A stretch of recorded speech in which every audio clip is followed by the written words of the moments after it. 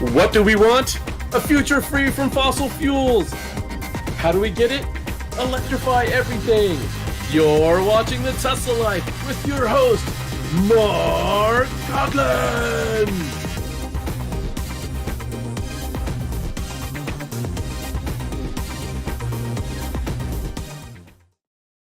Hey! Hello, everybody, and welcome to the Tesla Life number 275. Here we are, the 12th of October, 2022.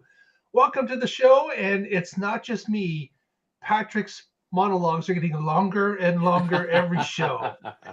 That's You're okay. gonna have to extend the song out in the beginning. That's okay. Welcome to the show, everyone. With me, as per usual, we have Mr. Casey Green joining us from the DC area. How are you today, sir? Doing well. Stuff is progressing as somewhat near schedule and plan. I finally got my hands on an Xbox fridge. Unrelated, but what's cool about it is that it also has a DC port in addition to AC. So I plugged it into the battery back there, and it made my solar more efficient, because now when it gets to the top, it doesn't just stop. I don't know what it does with the rest of electricity, but it doesn't make more heat, and I'm guessing it rolls it into AC. What it would typically do in the past. So an Xbox imitation fridge. No, it's an official accessory. You can't play games on it. Yeah, it's got a real USB port too. Okay. Flip open that door. Show us. Flip open the door. There we go. Very cool. Very cool. Also joining us, as per usual, Mr. Patrick Connor joins us from the West Coast. How are you today, sir? I'm good. I didn't know we were showing off fridges. I'd have my little Han Solo fridge ready to show off frozen in carbonite. There you go. That's next week. Okay. Yeah, exactly. So it's a lovely day here, 77F, 25C for the scientifically literate rest of the world. Or the Canadians. Nice. Yeah. Anybody except for 3 miserable countries. So it's cool. We don't have to have the HVA system on at all, and it's a little chilly in the morning, so you just wear an extra layer, and it's a little warm at night. You just open a window, and it's awesome. Yeah, I love this time of year. What else is going on?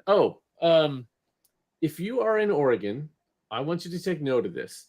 There's an email address for DEQ, and right now I need you to send them an email and tell them that you support Oregon's electric vehicle initiatives. So there's a group called the Cascade Policy Institute. I'm sure you've heard of them. They're Koch brother funded, and they're spreading anti-EV FUD. And so the email address, it's for the low emission, zero emission group in DEQ. So it's LEZEV. Let me say it again. I screwed that up. LEV for low emission vehicle, ZEV for zero emission vehicle, 2022 at deq.oregon.gov. So if you're in Oregon, email them, tell them EVs are great, that you support it. That's the way we get to a future free from fossil fuel. And we have 0 oil refineries, 0 oil wells in the state. Every dollar spent on gasoline leaves the state. It doesn't circulate in the economy. So it's definitely a great thing to spend your fueling dollars on electricity that goes to local utilities, local linemen, supports our infrastructure, local transformer upgrades, all this cool stuff. This is the way that we actually boost our economy, and it's not by sending it out of the country, out of the state. Anyway, so I wanted to get that right out there. Please email them. Thanks. We will add that email address to the show notes. So if you didn't catch that right away, you can check out the show notes below, and Patrick will send that over to us so we can add it to the notes. Will do. Yeah, I don't know why you wouldn't catch it. I only stumbled like 4 times trying to say it. It could just be like, good. Cars at DEQ or something easy. No. Or EVs at DEQ. Because they don't want you to do it. So do it anyway. Maybe not. When somebody tells you don't do something that you want to do, and it's good for you, you want to do it. That's Right. right. Yeah. That's right. You want to make sure you get that address correct and send that note along if you're in Oregon. Mm-hmm. Next, let's get to the stories. No shortage of that this week. First story I wanted to touch upon was that Tesla has confirmed that authorized collision centers in Phoenix, they will service Geico-insured vehicles. Now, this is something that's been brewing for a few weeks. Geico apparently has been looking at prices charged for the fixing of Teslas at different shops, and they've been replying with some notes indicating that they're not going to cover the full cost. They will only take a percentage of it because they feel that some of the costs are excessive. And they've been playing this little game recently.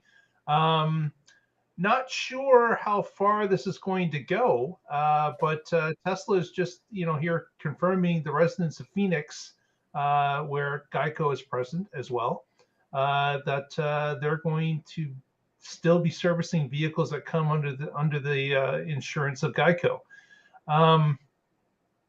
What do you guys think? This is are Tesla prices excessive?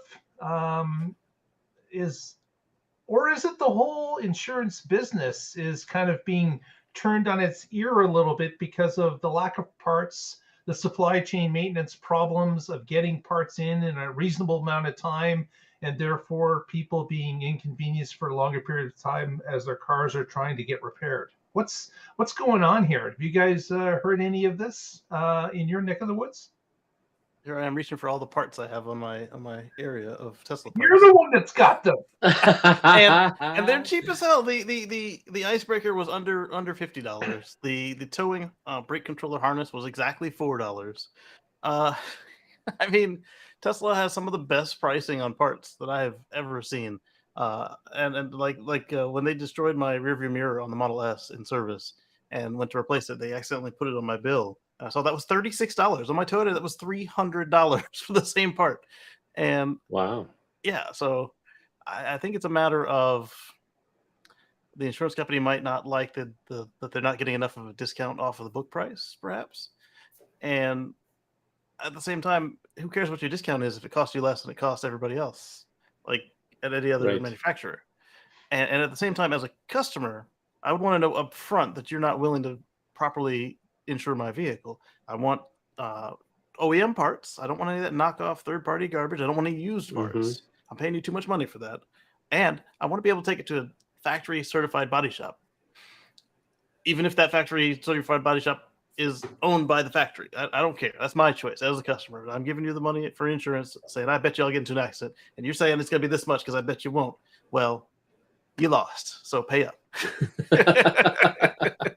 Yeah, I don't know how it is this was Arizona, but in Oregon, at least my understanding of the law is that you can take your car to any shop that you want, and and then file claims and get reimbursed or have the shop paid directly, and Mine is.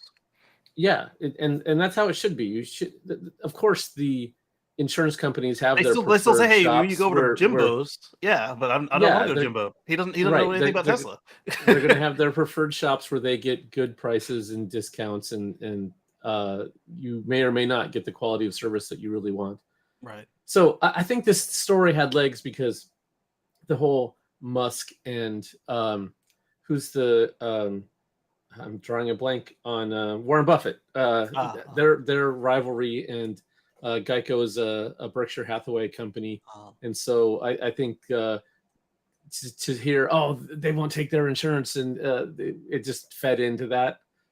So I'm glad Tesla came out and said, no, that's not true. Stop saying it. Well,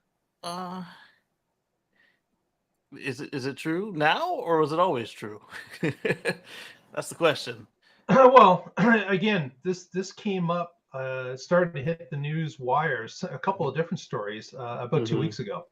So this has kind of been bubbling, but I know that as you mentioned, Casey, here in Ontario, comparing prices of parts that you can purchase from Tesla Direct, they're some of the lowest amounts for parts. Obviously, I haven't compared their entire catalog, but there are a number of parts that are replaced regularly that people with 4 or 5 year cars are starting to run into. And I've heard from multiple sources that they were kind of surprised that the price was so low for the part compared to others. So far for me, the only item that I've been able to find that was just out of whack. There were two that were priced high, but one was my cabin air filter, but it's almost 4 feet long and almost 2 feet tall, bigger than the one in the house. So I understand that one could cost a little bit more, and it's only a 4-year replacement part. So I've had to replace it once. The other part that gets me is the price they charge for tires. It's kind of right in line with the dealerships, and I can get it cheaper at Tire Rack, Discount Tires, Costco. All those yeah, exactly, all those sorts of places. But I'm wondering if that's because they're discount clubs rather than just a retail establishment. So they might still be in line with tires because that's, like I said, it's right in line with the dealerships. But everything else, I like just like you and the folks you've interviewed, I found that it's been reasonable. I mean, I'm sure they've got a handful of things that are like, why does it cost so much? And they'll either be able to explain it or they won't, but still. And another big separation between Tesla and others, which is becoming less, but right now, as Hockey Day mentioned in the notes, Tesla are aluminum bodies. Yeah. Yes. A lot of the other cars out there currently are not aluminum bodies, but there's a number of manufacturers, of course, as they move to EVs, are moving in that direction as well. So that could be some of it as well. That was something that came up when I took my Model S to a third-party body shop. I asked them if they felt comfortable on it and why, because they weren't Tesla certified. And he pointed, you see that Jag there? You see that specialized BMW there? You see that Land Rover there? He's like, these are all aluminum bodies. We know what we're doing. And they did my Model S. They did it right. And then when I sent somebody else over to them later, after we got an official Tesla body shop, they're like, no, go over there. Apparently, they've been hassled by the official body shop who does terrible work and has given themselves quite a name in the town. So yeah, that's kind of interesting. We'll keep an eye on this. They had also mentioned that the prices were way lower than they expected. Like I got a brand new OEM bumper cover. He asked the guy, he says, is this used or aftermarket or a knockoff? He's like, why does it cost so low? And the guy at Tesla shop said, this is what we charge. The prices are so low, you're worried they might not be legit. That's funny. I just hope they don't hear this story and say we got to jack our price by 20% now. Everyone's protect our reputation. I'm hoping that the parts are the same situation as the cars, where they're shooting for that 25-30% margin, and then just like they're just kind of keeping it in line with inflation. And I'm hoping that's what it is, and not that they're going to come back and try and raise these prices. Yeah. They've said in the past that service is not intended to be a profit center. That it's intended to be break even. I don't know if that's still true or not, but it certainly seems to be based on the pricing. Next, we got a story about superchargers and a bit of a leak. I don't know if it's a leak or not. You don't want your supercharger leaking. I mean... Yeah, this leak was described about the information about superchargers. Hockey Day had a good theory right there. Maybe just price because gouging. of the name. Just because I mean, I've seen that. Like people will get an electrician to put in their home charger, and then they'll park their Tesla away. And one person who did that, something happened, and they had 2 Teslas. Her husband came home and ruined it because the guy turned around and saw, oh, it's for a Tesla, because she was installing a generic charger, and he jacked the price right there on the spot, and she kicked him out. Good for her. Good for her. Yeah. Yes. If you're a Tesla owner, you do have to be mindful of that. Some people see that vehicle, they make assumptions about you. They think, oh, here's somebody I can price gouge. They've got money. They've got one of these expensive, fancy electric Teslas. And so I talked a couple weeks ago about when we were shopping for a car for our teen driver, and we made sure that we parked away and then walked to the dealership so they didn't, Tesla drivers, we can just charge them $5,000 more for this car. nope, we didn't want that happening. So Exactly. So Market alluded that this supercharger leak. So obviously you don't want your version 3 supercharger to leak, because then it'll overheat and then it'll stop charging. Electrons are tough to clean up. Oh, the V3 supercharger has coolant flowing through it, so it could literally leak liquid, and then it would overheat, and that would be bad. But it's not that kind of leak. Yep. But speaking of V3 superchargers, so Tesla has unleashed all the coming soon locations. You know, they normally on their website on the map they have a coming soon, and it's just at a random spot in the city, and there's not much to it. Well, the reason I say it is a leak is because they released the whole list obfuscated. It literally said, "Hey, it's going to be on 5th Street. That's going to be on 3rd Street," and then within 3 days, the list was gone. It was just back to the existing sites, as well as the coming soons being like, "Oh, this is coming to Cleveland. This is coming to I don't know the cities. don't quote me on that. We've got one coming to Alabama. I think it's 3, but stuff like that." And it was kind of cool. So thankfully, some people copied down the list, so you can still find it in the news articles if you're interested. Because when I looked at it, I was going to look at it and see what was interesting, but on the Tesla site, it was the official list. It was all the open stations and all the coming stations, and I didn't want to go sort through it because they've got over 10,000 stations worldwide now, and I was like, no, thank you. Yeah, but yes. So this was for both Canada and the U.S. Yes, that it got by mistake published. Maybe by mistake. The actual addresses. Yeah, the actual. This is going to be at the Wawa. I actually looked one up, and it was at a Wawa, or behind a Wawa. Right, yes. But I don't think it was intentional, because until it's installed, they get permits or whatever, things could change. Absolutely. And you also don't want any charging station competitors to get that list and try to swoop in and take some of those spots that Tesla has in mind. Right. So, yeah, I don't think any of the deals were done. Otherwise, there would already be stations there. So it must have been a mistake. I guess my only question would be, why did it take 2.5 days for them to clear it up? Well, some folks were able to confirm the veracity by going to a couple of the sites, and they saw, construction equipment and broken ground, and like they were actually installing a supercharger there. Some were superchargers plus the Electrify America, like it was like a charging oasis. My theory is maybe it was an intern. They said, "Here's the list, go publish it," and they didn't understand that the coming soons were supposed to be kind of generic, and they published it, and then somebody found out 2 days later and said, "Oh snap, take them down." Yeah. You're supposed to filter that with just a city. Ah, idiot, you're fired. Hopefully not fired if it's the first mistake. But yeah. Interesting. So I actually on a couple of the news sites did publish those. So if you go to our Twitter feed at the Tesla Life, you can see a list for both Canada and the US of the coming soons, if you're interested as to what's coming up in your neck of the woods. One interesting location that I saw through perusing was Windsor, Ontario, which down near the border with Detroit, and it looks like it's right in the city center. So it's at a mall. So not sure if this is going to be an urban charger or a supercharger. Yeah. But it was interesting to see. It was a little bit off the beaten path of a highway, but Windsor certainly could use something down in that area. So it looks like a good call. We'll see if that one starts to show up in the construction listing. The malls are hit and miss for me. We got the one in Massachusetts.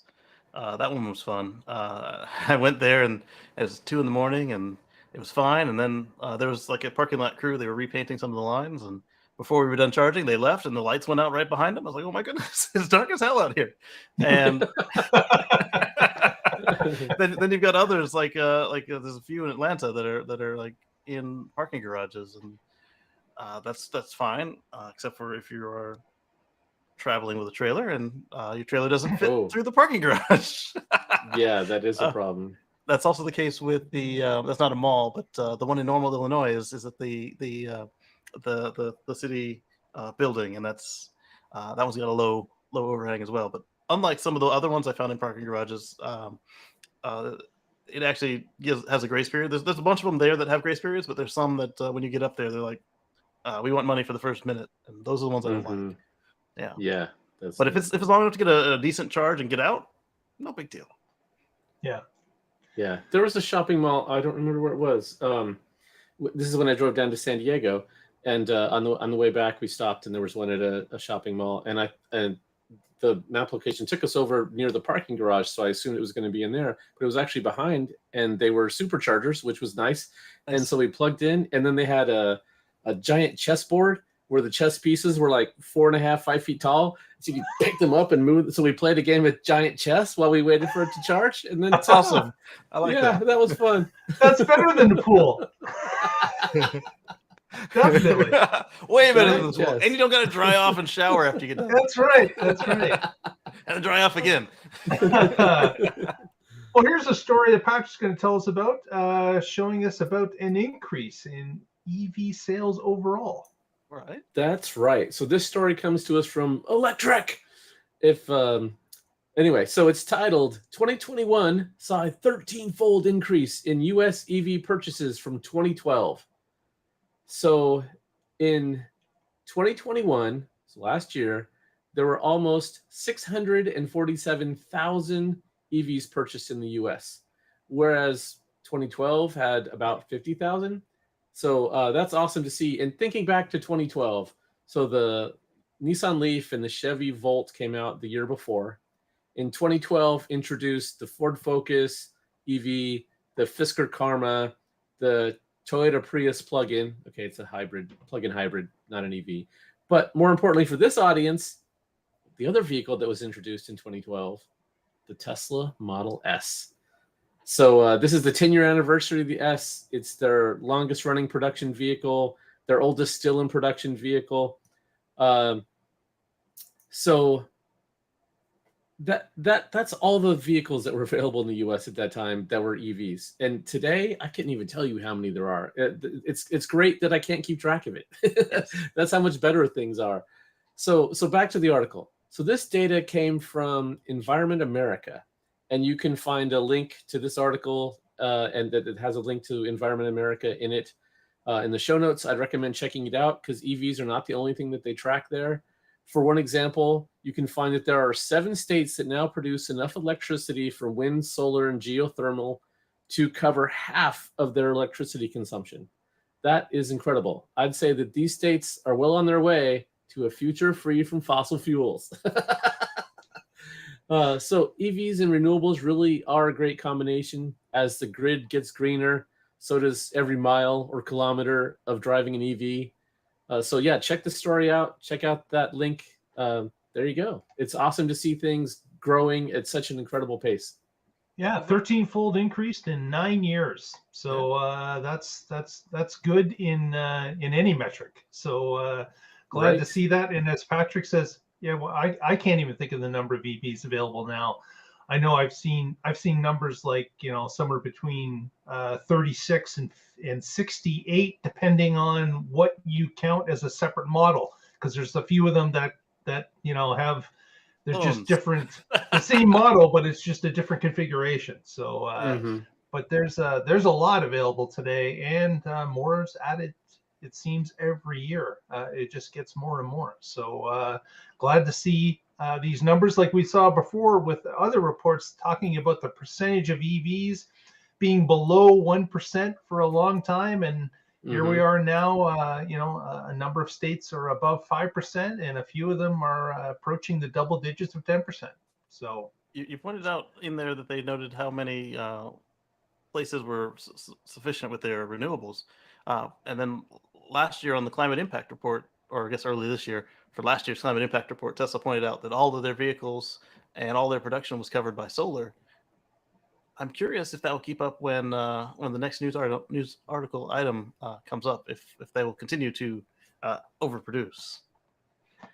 They're going to have to sell a lot of solar panels because their production is going like crazy. It is. Yeah, when they're increasing by 40 to 50% every year, you have to do the same with solar, or you're not going to keep up.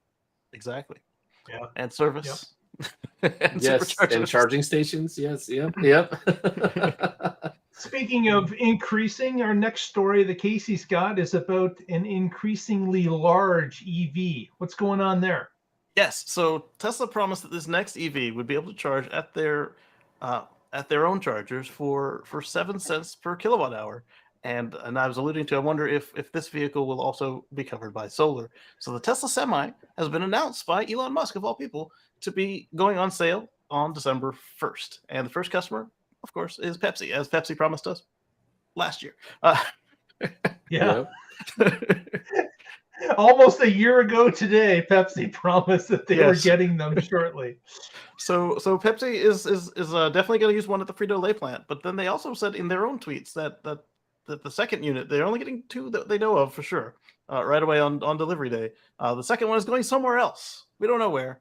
But the likelihood is that it's going to be where the other mega charger, Tesla semi charger, is going to be located. That's not Fremont. What is it? It's not Carlsbad, is it? I'm not sure where they have the other one.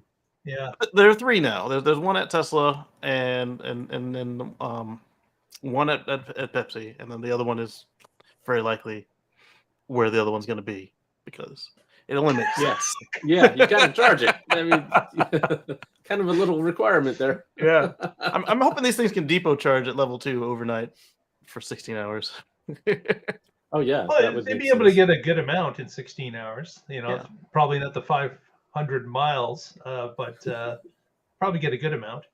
We're not going to be using a 120 a NEMA 515 on these, though. That would be really cool, though, if you could park Come there. on my house, I've got a 110 available for your semi. Right. Hey, this vehicle's gonna be parked here for a month. That's enough. That's perfect. Let me plug in.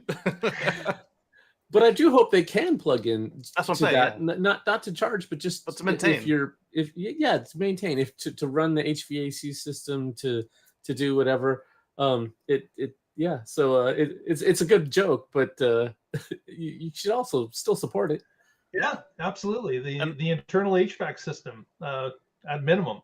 Yeah, right. And as electric semis become more prevalent, especially the long haul versions, when a driver's on their mandatory sleep break, yes, a level 2 would be able to get them from their 30-minute mega charge to a nice traveling amount for the next day. If you allow them to do a level 2, say 40 or 80 amp overnight. And it's already set up that if you start with a full charge and then you drive as far as you can legally, and then you have to take your first break, it's 30 minutes required.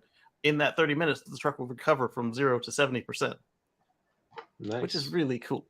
And yeah, so it's designed around the driver's schedule, and it's got a 500-mile range for the ones that are coming out to Pepsi. That's 500 miles fully loaded, for anybody who's wondering. Well, potato chips are mostly air. Yes, this is true, but Pepsi bottles are also mostly water. So yeah, the Pepsi's a lot different than the Frito-Lay trailer. Definitely. Oh, now it makes sense why those two got in business together. They can... wait, go back to that picture for a moment, because that looks like the truck is going uphill, and I didn't know that electric semis could do that. Is that a Tesla feature now with uphill? So here's the other cool thing: is in Europe and you didn't know they could do that. In Europe and the US, you get an extra allocation of tonnage for electric semis. So in the US, you get an extra 2,000 pounds, and I've already managed to just have a mind fart on what the limit is in Europe, but it's over and above the maximum limit. So in the US, you get 82,000 pounds gross maximum weight for the whole assembly. And so at that 82,000 pounds, according to Tesla's website, you can maintain the speed limit going up a mountain. I think it was like up to 5 or 6% grade, and you're golden. And it'll do 0 to 60 fully loaded in 20 seconds. Go ahead, Mark. And that is a huge difference between regular semis. If you've ever been in California or Nevada, going through the mountains, Appalachians, even those short mountains, you'll notice that that's the reason they have 3 or 4 lanes going up hills in a number of states. It's because the slower trucks have to stick over to the right and allow cars that can handle the grade go by them. You see these big black clouds of smoke, and then you see the flashers go on, and then they're up there doing maybe 15 to 35 miles an hour, depending on which mountain we're talking about, and that's Yeah. loads of fun. Because you get behind them, and then people don't want to let you in, even though the Tesla can just. It doesn't matter if I dip around the truck, but they don't understand that because it looks like a black Ford Explorer. Anyway, I definitely ran into that going up Mount Shasta. Both ways. Yeah, it's yeah. And so they reduced the motors from 4 to 3, but they kept all the other specs the same as far as performance. So you're still good as far as your towing and your acceleration, deceleration. But now, with one less motor, it should cost less to manufacture. So hopefully Tesla was able to either keep the price the same, or maybe whenever stuff gets back to normal, the price will drop, which will be fun. Yeah. I don't think so, but we can always hope. Well, that's we have great. seen them drop prices before, but December 1st is when we're going to see it dropped at PepsiCo. I wonder if they'll have some sort of media on that. I'd love to learn more. I'm sure Pepsi is going to be announcing it like crazy. And of course, the drone army will be following that truck wherever it goes for about 3 weeks. So whoever that driver is, be cautious because you're going to be on live camera views for quite some time. I'm hoping that there's an event and like demonstrations and instructions and technical details, because typically when Pepsi and Coke get these things, they plaster it all over the side of the vehicle, then they get to work. It's like, it's a hybrid E150. Like, great. Tell me more about it, because they don't make a hybrid E150. Yeah. So Pepsi's going to get a lot of publicity. So if they're smart, they will plaster their logo all over this, knowing that it's going to get them a lot of positive press. Yeah, but like if they would also do like a live stream that they leave up, that would be nice. Versus me saying, "Oh, hey, look, it's a semi truck. It says it's electric. What is that? Oh, is that a Tesla?" Not me, but if I was not a car person, right? I would see it from the headlights and be like, "Whoa!" Well, it would behoove Tesla, or it would behoove both Tesla and Pepsi. But Pepsi, make a 30-second commercial in house that you post on YouTube. Don't even have to pay for the airtime. Just put it out there that it's available to the ether for people that want to search and talk about your newest truck. So, and for all the people complaining that why are they starting with big companies first, or what about the mom and pops, blah blah blah. The thing to remember here is this allows them to get it to a customer and continue to tweak on it, because now you've got it to a customer, so they don't have those blinders of like walking past that item that they should have worked on a while ago, but because they work there and they see it every day, they didn't notice that screw was a millimeter too high, and they can get all those feedback and get it adjusted before you as an owner operator or a small business gets it, and then has to report it yourself, and then you have downtime on a truck. You might not have a mechanic in your fleet, whereas Pepsi, they have mechanics in the fleet that are being trained by Tesla mechanics, and so now you don't have a truck down situation. Pepsi can afford a truck down. If you've only got 4 trucks, you can't afford for one of them just to be down just because you're working with Tesla. It's going through a teething period. Yeah. Exactly. Right. Yeah. And then actually, get the next OTA. Right. And then actually, there was a photo put on the web today of one of the Tesla semis pulled over on an off ramp or an on ramp near Fremont.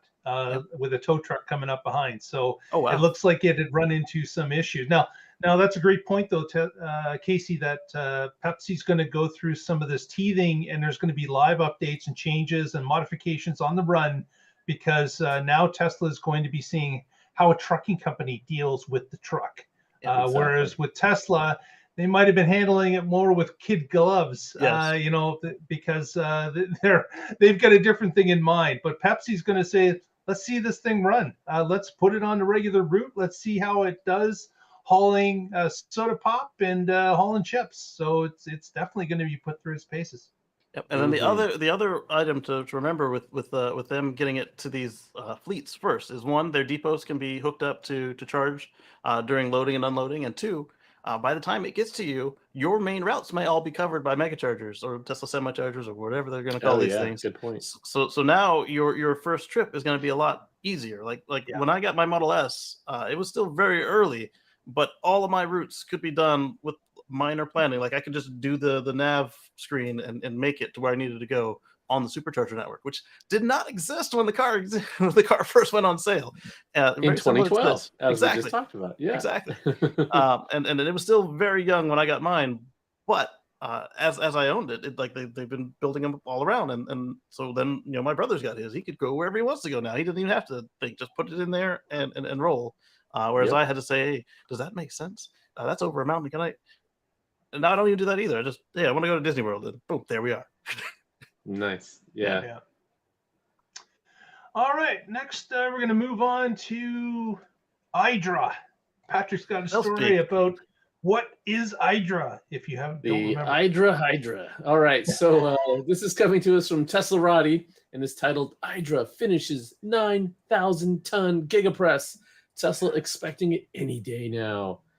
So IDRA announced that it had finished building and testing this massive 9,000-ton GigaPress, and that this is going to be used to build the Cybertruck. And I'm sure everybody here knows that already. And in May, earlier this year, IDRA released a video detailing the assembly of this massive machine. It left Italy in September. It has arrived in Houston, Texas on September 28th. So now it just has to get from there to Giga Austin. And in total, there are 54 pieces weighing roughly 77,526 kilograms, or about 171,000 pounds. So just I don't know what shipping costs on 171,000 pounds, but it's going to be a few dollars. Yeah, I'm surprised it only took a month to get to Houston by ship. And then after that, now they got to move it from Houston over to Austin by road. So obviously in many pieces.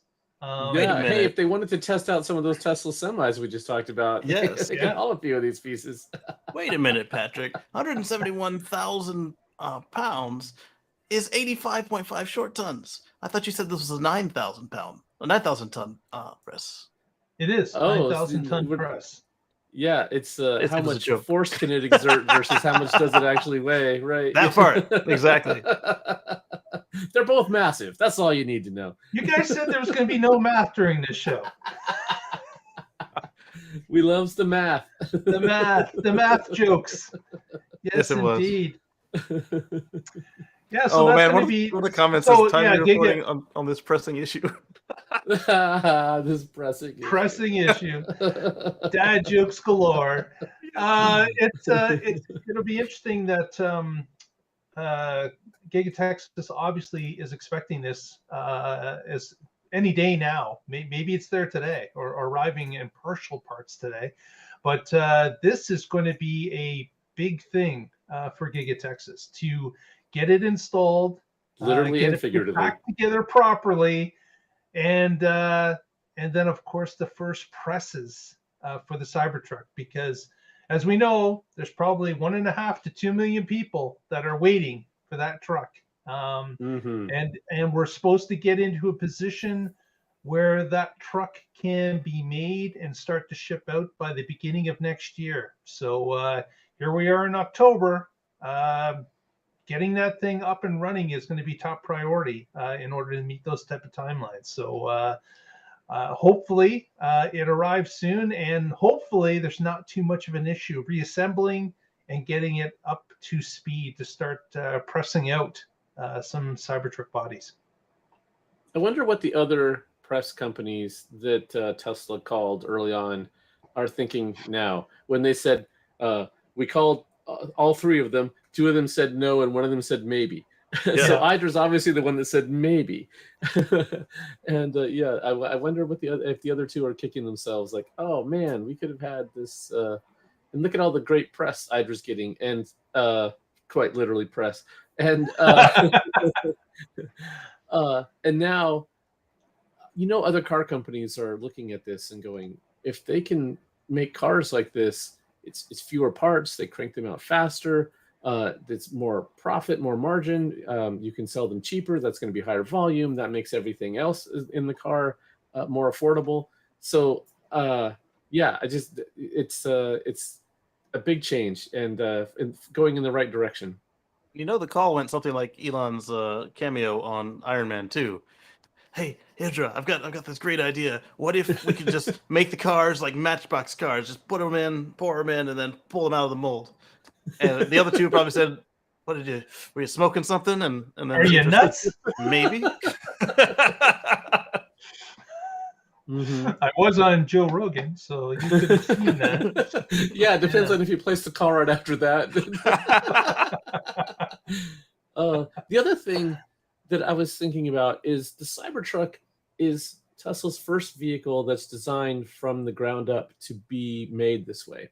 Yes. The Model Y, they make a lot of them like this, but it started out as a derivative of the 3, and then they've figured out how we can do the front casting, we can do the rear casting, maybe eventually get to single casting. So they've iterated their way with the Y. The Cybertruck, it's born like this. I mean, from the very beginning.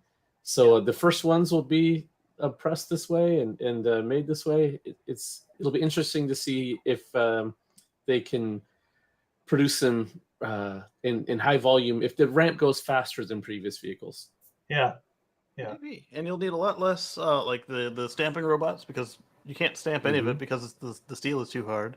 And it's a simple brake. And a brake, what that is for those who aren't aware, is a bending press. So like when you want to make, let's say, angle iron to protect the corners in your house, for instance, you will put it in a brake, and it just kind of bends it halfway through a 45-degree angle, and you get a 90.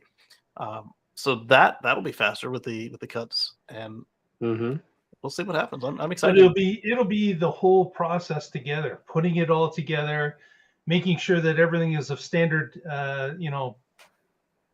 bends that they can reproduce over and over and over, and it's going to be brand new for them. I don't know. I think I bet the first ones will be slow, but after that, I have a feeling they can speed it up faster. I hope this new way of manufacturing is going to be, I don't care if it's slow at the beginning. It's whether or not they can ramp up after they're used to it. So we will see. Exactly. We're going to live right through it. So we will watch. Next thing I wanted to touch upon was a story that came that updated us about Tesla's difficulty in the state of New Mexico. Previously, we did a story, it was a few months ago now, where they had opened a new delivery center, a store on indigenous land. An Indian tribe had rented them a spot on their land where they could sell the cars legally and avoid New Mexico's dealer law that was preventing them from selling vehicles direct. This was so successful that just the other day, they have opened a second location in New Mexico on a different tribe's land. So this is something that is working for them, obviously, and in a I guess in a situation that Tesla's in, they're looking for any of these angles that will work for them legally, that will allow them to sell their vehicles in these states that have these holdouts for dealer associations, stopping them from doing so. So this is again, just like the other things that we've noticed this past couple of years, where Tesla has gone the extra mile to figure out, well, if we can't get these chips, how can we redesign the car to take a different chip and do some programming? This is very similar. They're innovating on the fly. They've come up to a brick wall. They've realized they can't do things the normal way, and they've gone around the wall, or they've gone under the wall, or they've gone over the wall. So this is kudos to them. Always looking for a way to get to the end goal, and this is another example of that. Yeah. The folks in South Carolina, they were making some progress. Like, they actually had legislation going up for discussion to break the dealer monopoly, and it stalled. So yet again, kind of like Texas, except instead of just promises that they talk about it, they actually did start to talk about it, and then it just didn't finish. So, and then they said we got to talk to Texas committee, and they don't meet for another 2 years, so we're gonna wait. So this is a good way around it. Like, and the indigenous people, they could use the extra income because the way that our countries have treated them, and this is a win-win for the customers, the reservations, and Tesla, and also is a good socket to them for the greedy ones. Yeah. Because if they were so good, as they claim to be in that stupid cartoon they put out 10 years ago, then why not find out how good you are and how much you do for Little League, and then if you were so good, then people would come and say, hey, I love going to Jim Smith's Mercedes. There probably is a Jim Smith, sorry, because they treat me so well, and Elon ripped out all the phones. I want to come here because I got to talk to somebody. Whereas I might be like, hey, I like doing it on my phone. I'm going to go it this way. But now we can't find out in these places because So the U.S., we say we're the land of the free and the home of the brave. Well, if you have these ridiculous monopolistic laws that prevent fair competition, there's nothing brave about that. You're hiding behind legal skirts, and it's certainly not freedom. You don't have freedom of competition, freedom of choice of products. They're denying that freedom to people, and it's cool that there's actually some spots that aren't inhibited by these stupid rules. Absolutely. Yeah. Next story we're going to take a look at. What was that? I just lost my place in the listing here. Oh, yes, the Boring Company. The Boring Company has introduced a new cologne or perfume, burnt hair, which, of course, is a bit of a tongue-in-cheek joke that Elon Musk had tweeted previously.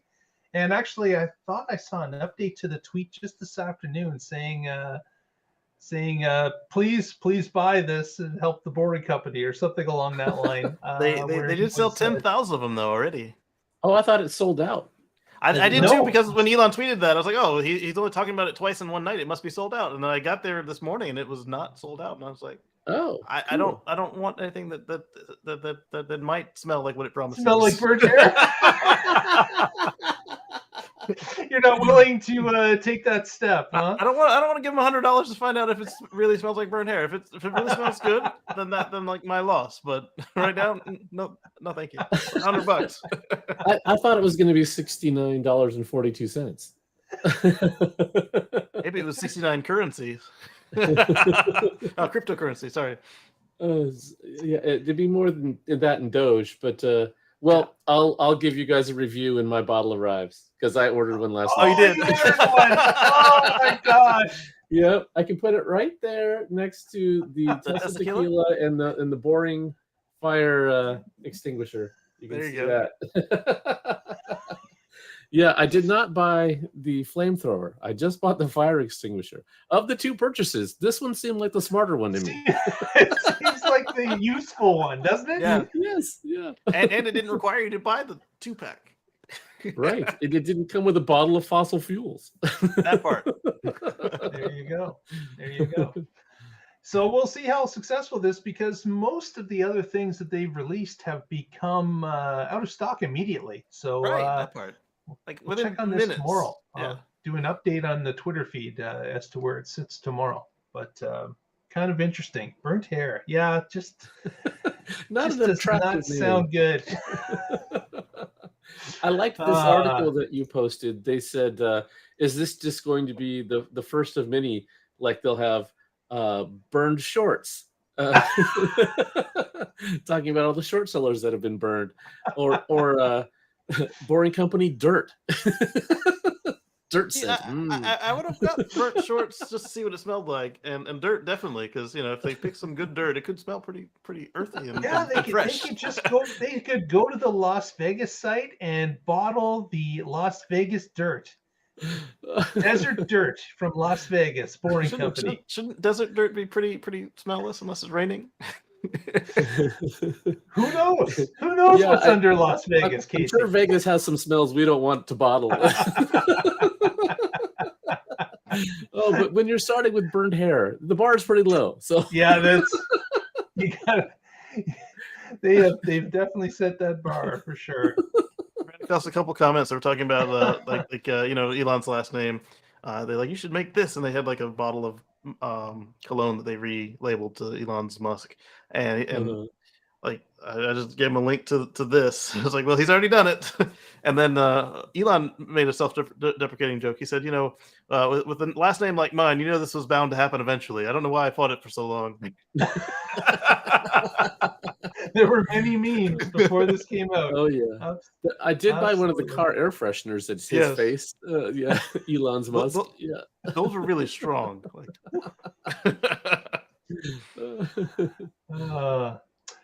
Another story that hit the airwaves this week was kind of interesting. With more and more EV deliveries that are coming with the increase in EVs, the uptake of these vehicles, the car carrier group out there is looking to request higher load weight limits for their vehicles. As most of you know, with a transport truck, there are limits for the weight those vehicles can carry, whether they're a flatbed, a dry van box, or of course a car carrier. And with EVs weighing more than typical cars, and these trucks typically taking somewhere between 8 and 9 vehicles per run, they're finding themselves hitting weight limits that are placed on them by the states to protect the roads, to make sure that they're not, denting or wearing on the asphalt roadways of state or interstate. So this is kind of interesting that they're starting to realize that these cars, weigh a few percent more than a regular car, and haul the same amount of cars and make the profit margin that you're typically,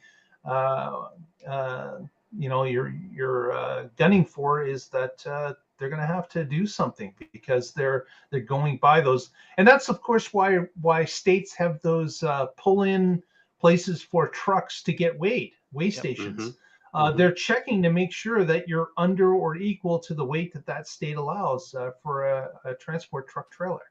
So this could be a problem for some of them that would have to reduce their car carrying abilities from say 9 to 8. It's something they don't want to do. So it'd be interesting to see how some of the states or the government overall looks at these, EVs pushing up weights of cars on the average. This is why when the Model S and Model X were the only things that Tesla sold, you never saw a full carrier. 10 Model X's of what I've got would be 58,580 pounds. Then you've got to add the trailer and the tie down equipment, and you're way over. So it makes sense because if you can fill it back up again, then there's less trips, and less trips means less overall pollution. Yes, you'll have more pollution per trailer, but you'll have less overall because your efficiency per ton is getting better. Your fuel consumption per ton is going down. And what I think would be really cool is if you see that combined with the EV bonus weight, and then you get another little bump right there with the Tesla Semi hauling electric cars to where they need to go. Get a bump on the bump. That'd be kind of cool to see. I have a feeling these government agencies are going to be approving this as time goes along because we are moving to an all-electric future. I don't think anyone really doubts that. As all the other car manufacturers starting to evolve with this, that percentage of how many EVs are being shipped is going to increase and increase and increase. So it's just something that they're going to have to deal with going forward, and I have no doubt. But what about the roads? Just passing laws to allow higher limits does not change the fact that these will cause more wear and tear on the roads. Right. So I'd like to see them try to find some other solution, like mixed transport, like the spot where the 7th and 8th EV would be, you put something else that needs to be transported, like Frito-Lay chips or packing peanuts or helium balloons. Just kidding. or you could do doubles. Inflated helium balloons. Doubles, triples, and yes. quads. I don't know how easy that would be to control, but you can doubles, triples, and quads. That would spread out the load. But the one thing I want to see, like you said, making sure that the surface they're traveling over is actually engineered to handle it, but also the tires and the trailers are also engineered for the added weight, because safety is critical. Mm-hmm. Yep. Very good. Next, what are we going to look at here? Yes, Model Y becomes the best-selling car in Germany, period. So this this article that comes to us, where did it come to us from? Teslarati. Teslarati. I said it with a Z. I'm sorry. I apologize. Teslarati. Teslarati. Yes, indeed. This is kind of ironic with the different problems we've seen happening in Germany when it comes to Tesla's integration into the market. But it's not a surprise that the Model Y has jumped to the top of the best-selling list across the board. So all vehicles, the Model Y now has sold the most in that time period. So another accolade for the Model Y. And as Elon had said many years ago, he believes that the Model Y was going to outsell all of Tesla's vehicles, even added together. So that would be the SX and 3 being in second place to the Model Y in first. So here we are in another country. We saw a few stories. We saw an introduction in Spain where it became the second best-selling EV in just a month. We saw Australia's number jump. We saw Great Britain. This is an ongoing winning story for the Model Y across many different countries, and I don't see it stopping. That prediction was even over the Cybertruck, which at the time was supposed to be less than the Model Y as a starting price. So I was surprised to figure out how he thought that would be. But I think now that won't matter because the Cybertruck is getting a price adjustment. Yeah. Well, trucks are big in the U.S., but I think he was thinking about the world market where trucks. Oh, that's true. He could have been doing world popular. market. Yeah. This is awesome. It sounds like it sounds like it could have been number one in Spain too if Tesla just could have got more vehicles there. But they have to spread them around. Yeah. And this is exactly when we hear about Tesla's market share in EVs dropped from 80% to 75%. Forget about that. Look at the total car market and how small a percentage EVs are today and how growing it is. And now the best-selling vehicle in the entire country, and this is not just any country, it's Germany that has a huge car industry of their own, homegrown. So I don't know what the article said. The Model Y alone represented just over 4.5% of the car market. So there's still a lot of upside available to that. That's great. And so they're number one at less than 5%. Could they get to 10% in a few years? That would be even better. I mean, obviously, this is so cool. Next, we're going to skip over one of these stories, go to Casey's story at the end. This is about Unplugged Performance and a new arrival they seem to have received. Yeah, so Mark's going to load up a picture for us while I talk about this. So Unplugged Performance, they posted up right across the street from the Tesla Design Center. They became the first Tesla authorized third-party repair modification house. I forgot the exact term they used for that, but they're official. And magically, within 2 days of the Model S Plaid launching, they had one fully customized, new brakes, new interior, new seats, roll cage. Like there was no way they did this in 2 days without having early access to the vehicle.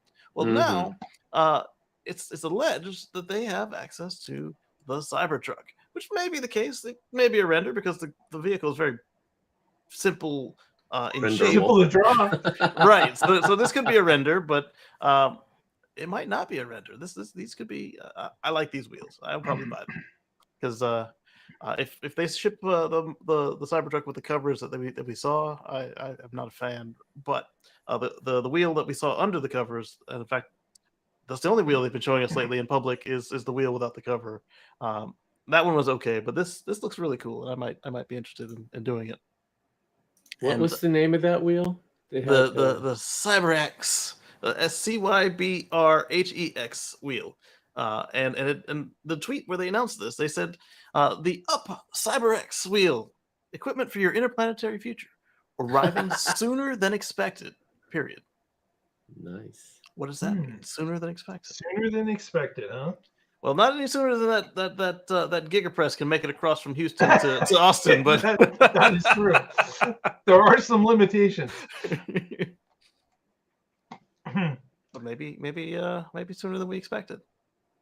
Yeah, very cool looking though. Man, the third-party aftermarket is going to have a ball with the Cybertruck. With that many versions, that many vehicles being sold, just like the Model 3, the third-party market got involved with that, and there's quite a bit of modification pieces available out there to customize your Model 3, and the Cybertruck will be no different. In fact, it might even be more successful than the truck mods are already popular. Yeah. So, and if you've got money for 3 Cybertrucks, you might get yourself a Cyberlander to go in your Cybertruck. Who knows? Exactly. Well, with that, let's say some shout outs and go home. How about you, Casey? What do you got going on this week? Well, I'm streaming at youtube.com/CaseyGreen. That's KACEYGREEN on Sundays. And I'm still recording videos, and eventually I will be able to edit some more of them and get them onto the channel. You'll find them there as well. And then I'm also working on one on how to get your Starlink dish to set your Home Assistant location so that if you happen to be traveling, your home automation system can be set by the Starlink dish, which is pretty cool. It's especially important for stuff like sunrise and sunset, local weather. Look for a video on that sometime after November. All righty. We will keep our eyes open for that. Patrick, any shout outs from you this week? Oh, yeah. So you'll see here from the shirt, I am with the Oregon Electric Vehicle Association. You can find us at oeva.org. And I also blog occasionally at carswithcords.net. I want to see if I can share something really quick. Yes, I understand. This screen. Sharing your screen may allow people to see your screen. Okay. Or some can you like see that. this? A fork in the road. Right, a fork in the road. So if you'll notice the date of this is 2012. It seems to be coming up a lot. In Palo Alto at the headquarters for Tesla's full self-driving, they have a new sculpture, and it's a giant fork in the road because that will be a change in how people relate to driving. And I'm just convinced that they read my blog. That's all I wanted to share. Well, I mean, Elon did commission it, he says. So yes, it was commissioned by Elon, and it was displayed at Burning Man, and now it's at their FSD headquarters. Very cool. Yeah. Very cool. Tesla reading the blog, and Patrick didn't even know it. That's right. Yep. Fantastic. Yep. Elon saw it and said, I gotta have one of those. Gotta have that. Who made that? Get him on the phone. Very good. All right. Well, with that, we want to thank everyone for watching. If you haven't already, please give us a thumbs up on the video. Press that subscribe button. Help us out. And with that, I want to thank Lee Moon for the music we use every week. And why don't you get together with us next week, and we will find out what is happening in the Tesla life about a week from now. Thanks, everybody. Bye. Stay positive. Test negative. Also, the earnings call will happen right before the next show. So cool. Depending on how the timing works out, sometimes we leave Patrick in the other room to listen to it. Sometimes he's listening on air. The last couple ones have finished before the show started, so we were all able to participate. But look forward to at least some initial thoughts on that. See ya.